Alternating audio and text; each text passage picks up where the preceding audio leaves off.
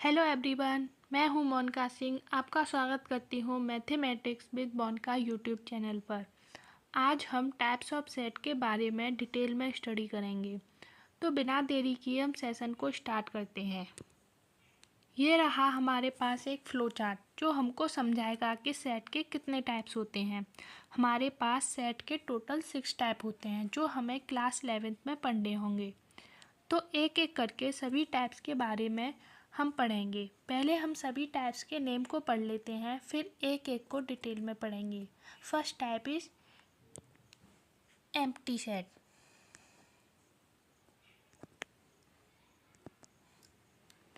Empty set से यह समझ आता है कि जो सेट खाली है। अब सेट खाली है इसका मतलब यह होता है कि सेट के अंदर कोई भी एलिमेंट प्रेजेंट नहीं है। हमने लास्ट वीडियो में समझा था कि सेट के अंदर एलिमेंट्स होते हैं।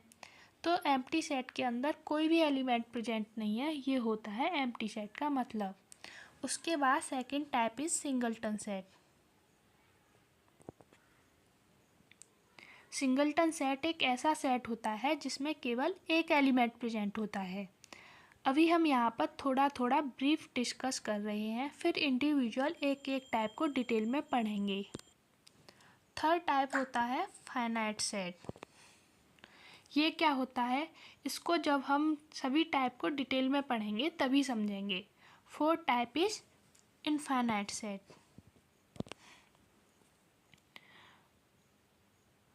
अब आप ये दोनों फाइनाइट एंड इनफाइनाइट वर्ड को देखकर समझ ही गए होंगे कि ये दोनों एक दूसरे के अपोजिट होंगे। Now fifth type is equivalent set. इसका भी मतलब हम बाद में समझेंगे। Last type is equal set. ये होते हैं आपके 6 टाइप ऑफ सेट जो कि हम इस चैप्टर के अंदर पढ़ेंगे। अगर आप इन सभी 6 टाइप की डेफिनेशन को प्रॉपर समझ लोगे, कॉन्सेप्ट और कुछ एग्जांपल्स भी कर लेंगे, तो मुझे नहीं लगता कि कहीं आपको किसी चीज़ में कोई प्रॉब्लम होगी। फ़िलहाल हम एक एक सेट पर बात कर लेते हैं। तो चलिए सबसे पहले हम बात करते हैं एम्प्टी सेट। क्या होता है यह? एम्प्टी सेट की यहाँ पर डेफिनेशन दी हुई है, हम इसके बारे में बात करते हैं। A set which has no element is called an empty set. It is also known as null set और void सेट।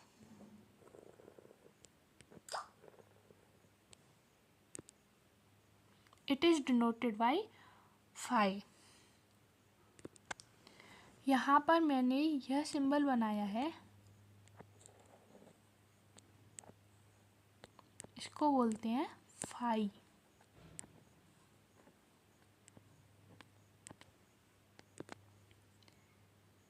एक सेट एम्प्टी सेट तब कहलाता है जब उस सेट में कोई भी एलिमेंट प्रेजेंट न हो। एम्प्टी सेट को हम नल सेट और void सेट भी बोलते हैं। ये दोनों नेम इसके सिनोनिम हैं।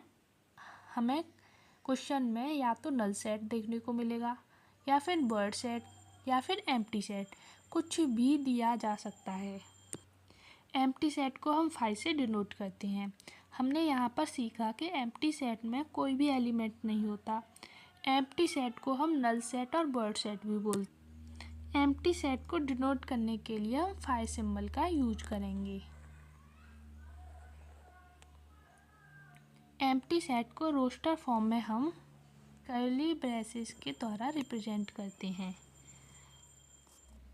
हमने लास्ट वीडियो में सीखा था कि किसी सेट को रोस्टर फॉर्म में कैसे रिप्रेजेंट करते हैं।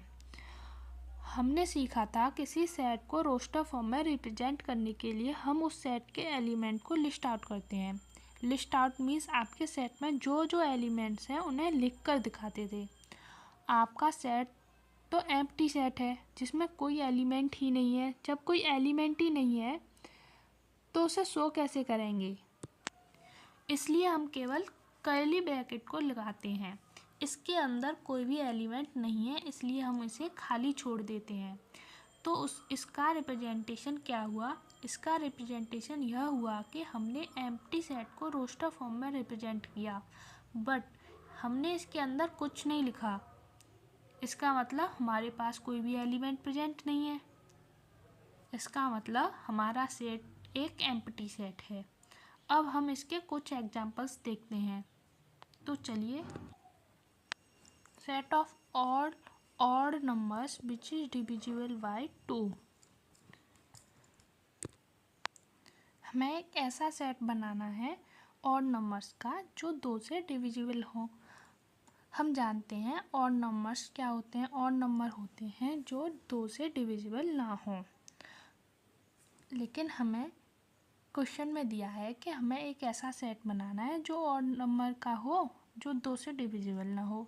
तो क्या इस सेट में कोई एलिमेंट्स होगा? आप बोलोगे नहीं, इस सेट में कोई एलिमेंट नहीं होगा, इसलिए ये एग्जांपल है एम्प्टी सेट का। इसको रिप्रेजेंट करेंगे हम 5 से, या फिर हम इसको रोस्टर फॉर्म में कर्ली ब्रैकेट लगा के ऐसे छोड़ देंगे। ओके, नेक्स्ट एग्जांपल है x such that x belongs to n and 5x is less than 6 and greater than 5 is an example of empty. हमें यहाँ पर ऐसी x लेनी है जो 5 और 6 के बीच में हो। 5 और 6 के बीच में क्या कोई नेचुरल नंबर प्रेजेंट होता है? नहीं, 5 और 6 के बीच में कोई नेचुरल नंबर नहीं होता, इसलिए it is an example of empty set. हमने देखा था एम्प्टी सेट के बाद दूसरा सेट वो है सिंगलटन सेट। सिंगलटन सेट का हमने ब्रीफ इंट्रोडक्शन देखा था। सिंगलटन सेट वह सेट होता है जिसमें ओनली वन एलिमेंट प्रेजेंट हो। वही मैंने डेफिनेशन में लिखा है, a set consisting a single element. अगर आपके पास कोई सेट है जिसमें केवल एक ही एलिमेंट प्रेजेंट है तो वह सिंगलटन सेट कहलाता है। एग्जांपल्स देख लो। यहाँ पर मैंने कर्ली ब्रेसेस के अंदर केवल 2 लिखा है, यानी कि इस सेट में केवल एक एलिमेंट प्रेजेंट है जो है 2। तो यह सिंगलटन सेट का एग्जांपल है।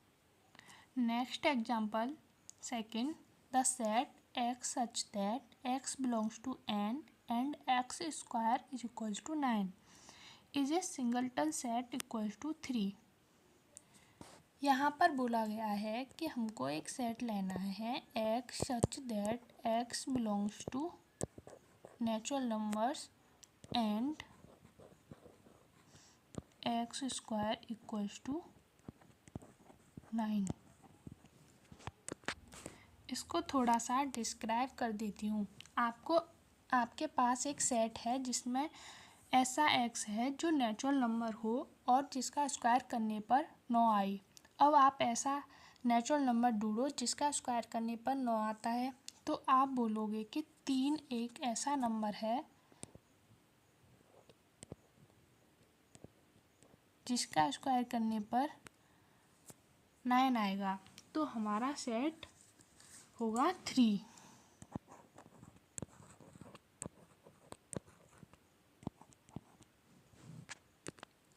आप में से कुछ लोग सोच रहे होंगे कि -3 का स्क्वायर करने पर भी तो हमें 9 मिलेगा। -3 का स्क्वायर करने पर भी तो हमें 9 मिलेगा, बट आपने सेट में -3 को क्यों नहीं लिखा, केवल 3 ही क्यों लिखा है? तो समझिए, हमने ऐसा x लेना है जो नेचुरल नंबर हो।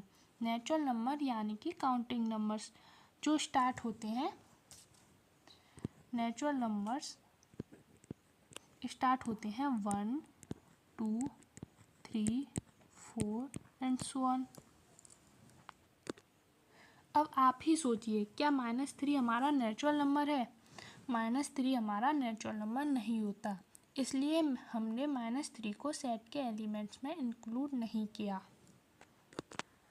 नाउ आई होप आपको सिंगलटन सेट क्लियर हो गया होगा, कहीं कोई कन्फ्यूजन नहीं है। चलिए हम आगे बढ़ते हैं और नेक्स्ट सेट के बारे में पढ़ते हैं। Next set is finite set. Finite set क्या होता है? मैं फाइनाइट सेट के डेफिनेशन दूँ। फाइनाइट सेट एक ऐसा सेट होता है जिसमें नंबर ऑफ एलिमेंट्स फिक्स्ड होते हैं, या फिर हम कह सकते हैं नंबर ऑफ एलिमेंट्स को काउंट कर सकें।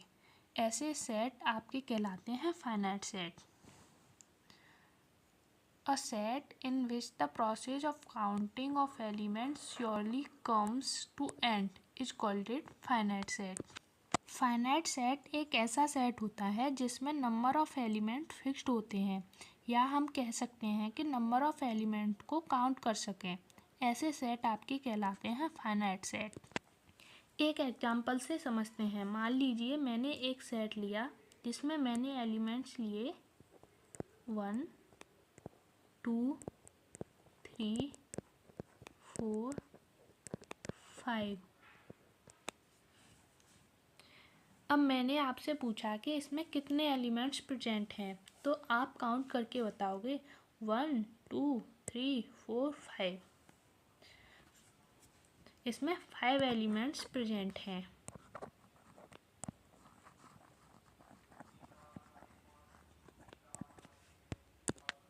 यानी कि ये सेट फाइनाइट सेट है। एक और एग्जांपल से समझते हैं।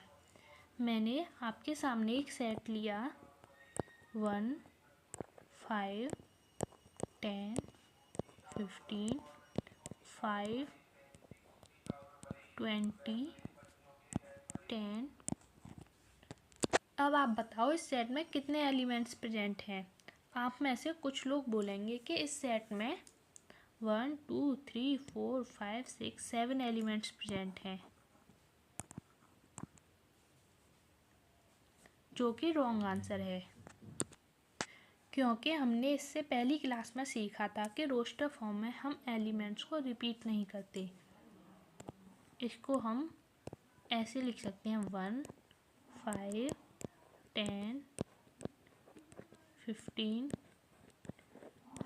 20। यहाँ पर 5 2 टाइम्स आया है और 10 भी 2 टाइम्स आया है, तो हम इन दोनों एलिमेंट्स 5 और 10 को केवल एक ही बार लिखेंगे। हम इस सेट को ऐसा भी लिख सकते हैं। अब बताओ इस सेट में कितने एलिमेंट्स हैं, तो आप काउंट करके बताओगे 1 2 3 4 5 एलिमेंट्स।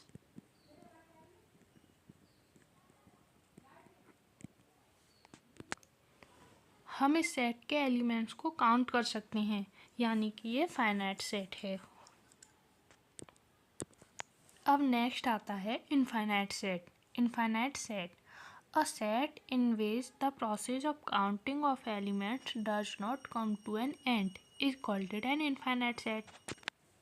इनफाइनाइट सेट एक ऐसा सेट होता है जिसमें हम नंबर्स ऑफ एलिमेंट को काउंट नहीं कर सकते, या फिर हम यह कह सकते हैं कि हम बता ही नहीं सकते इस सेट में कितने एलिमेंट्स प्रेजेंट हैं। काउंट करना पॉसिबल नहीं है। एग्जांपल देती हूँ। याद है आपको नेचुरल नंबर का सेट। नेचुरल नंबर स्टार्ट होते हैं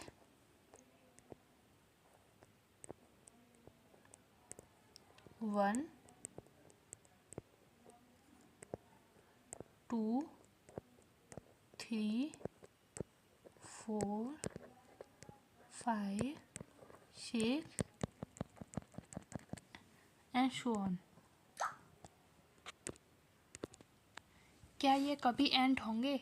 नहीं, ये कभी एंड नहीं होते, ये हमेशा चलती चली जाएगी।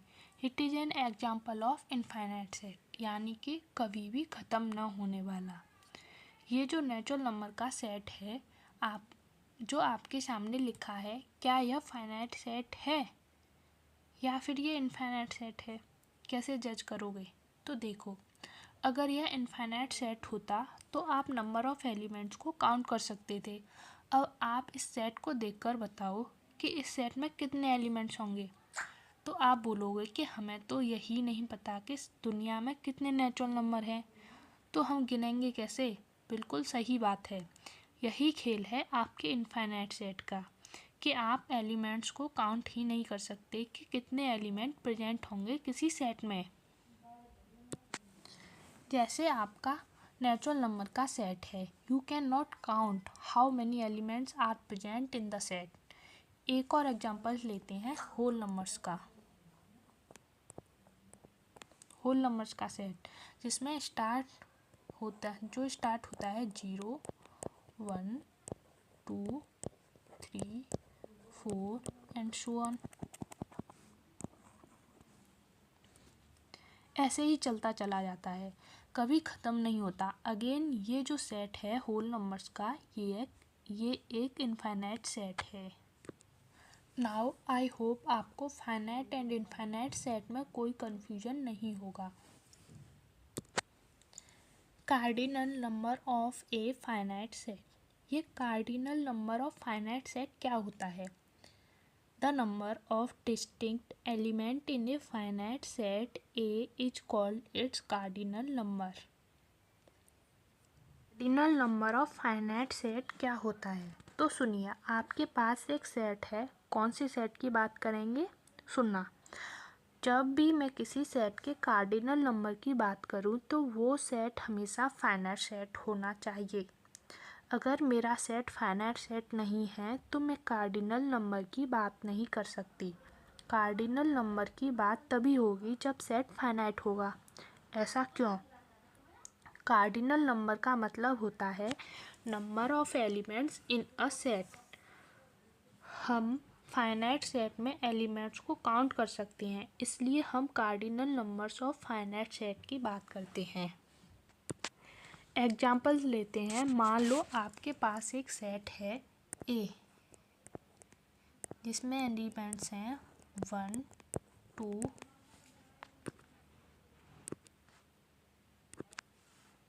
3, 4, 5, 6। अब आपसे किसी ने पूछ लिया कि इस सेट का कार्डिनल नंबर क्या है, तो आप खुद से पूछिए क्या ये जो सेट दिया है ये फाइनाइट सेट है या नहीं। हाँ, यह फाइनाइट सेट है। फाइनाइट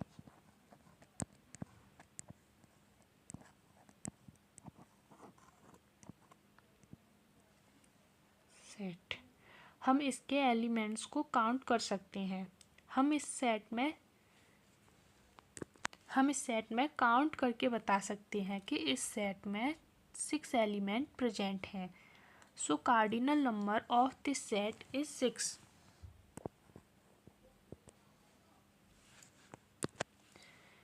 कार्डिनल नंबर को रिप्रेजेंट करने का एक तरीका होता है।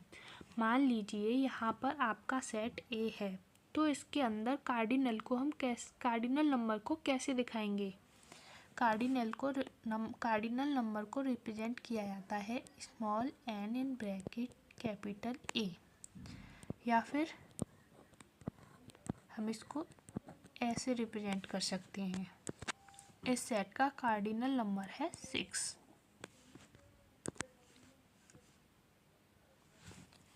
इस दोनों सिंबल्स का मतलब यह होता है कि हमारे फाइनाइट सेट का कार्डिनल नंबर क्या है, यानी कि हमारे फाइनाइट सेट में कितने एलिमेंट्स हैं। आगे बढ़ते हैं। हमने फ्लो चार्ट में देखा था कि और भी 2 टाइप्स के सेट थे, equivalent set and equal set. तो चलिए एक एक करके पढ़ते हैं और समझने की कोशिश करते हैं। इक्विवेलेंट सेट क्या होता है? इक्विवेलेंट सेट की डेफिनेशन दी है, two sets A and B are said to be equivalent if they have same number of elements. दो सेट का इक्विवेलेंट सेट तब कहलाएंगे जब उनके कार्डिनल नंबर सेम होंगे, या फिर हम कह सकते हैं दो सेट इक्विवेलेंट सेट जब कहलाएंगे जब उसमें जो एलिमेंट प्रेजेंट हैं वो सेम हो, नंबर ऑफ एलिमेंट सेम हो। एग्जाम्पल से समझते हैं। मान लीजिए मैंने एक सेट पी लिया जिसके एलिमेंट्स हैं 1, 2, 3, 4, और दूसरा एक सेट लिया Q जिसके एलिमेंट्स हैं A, B, C, D।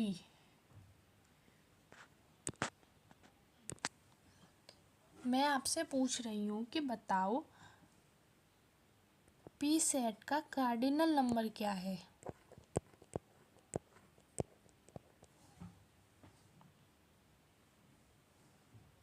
और क्यू सेट का कार्डिनल नंबर क्या है।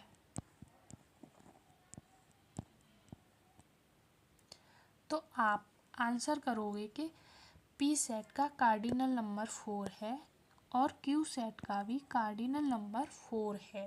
यहाँ पर कार्डिनल नंबर ऑफ पी और कार्डिनल नंबर ऑफ क्यू ये दोनों इक्वल हैं, यानी कि 4 है। यही हमने इक्विवेलेंट सेट की डेफिनेशन में देखा था कि जब दो सेट के कार्डिनल नंबर सेम हो तो वो इक्विवेलेंट सेट कहलाता है। तो पी और Q, P and Q R equivalent set.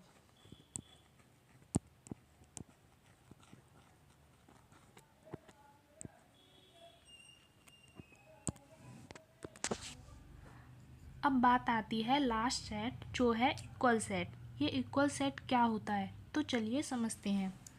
If for any two sets A and B, each element of A is an element of set B and each element of set B is an element of set A, then set A and B are called equal sets.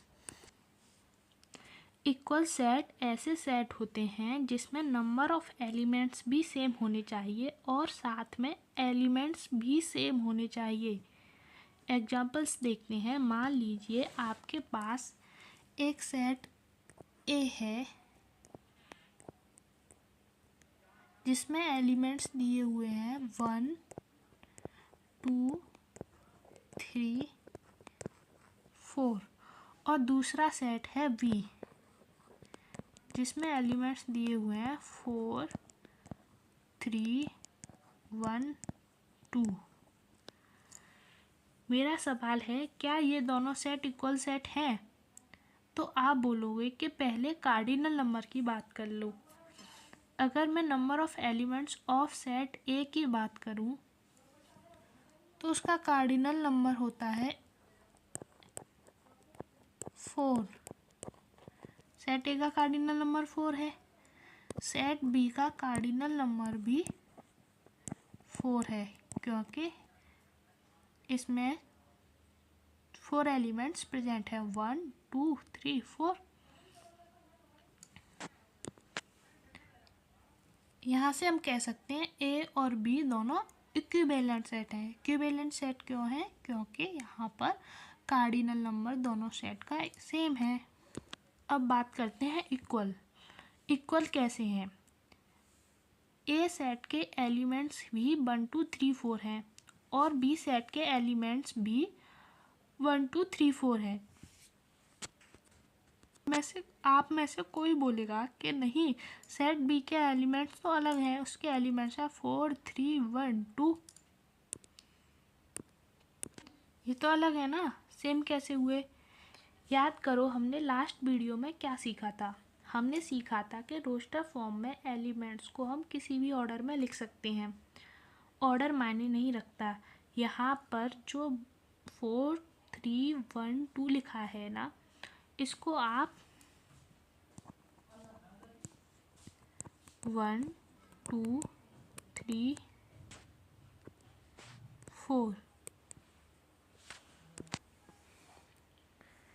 इसको आप 1 2 3 4 4 3 1 2 या 3 4 2 1 कुछ भी लिख सकते हो, उससे कोई फ़र्क नहीं पड़ेगा। जब भी आप एलिमेंट्स लिखते हो उसका ऑर्डर मायने नहीं रखता है। अब आप बताओ सेट ए और सेट बी के एलिमेंट्स सेम हो गए या नहीं। हाँ, ए और बी के एलिमेंट्स भी सेम हो गए। दोनों सेट का कार्डिनल नंबर भी सेम है, एलिमेंट्स भी सेम हैं, तो सेट ए और set B both are equal set. Now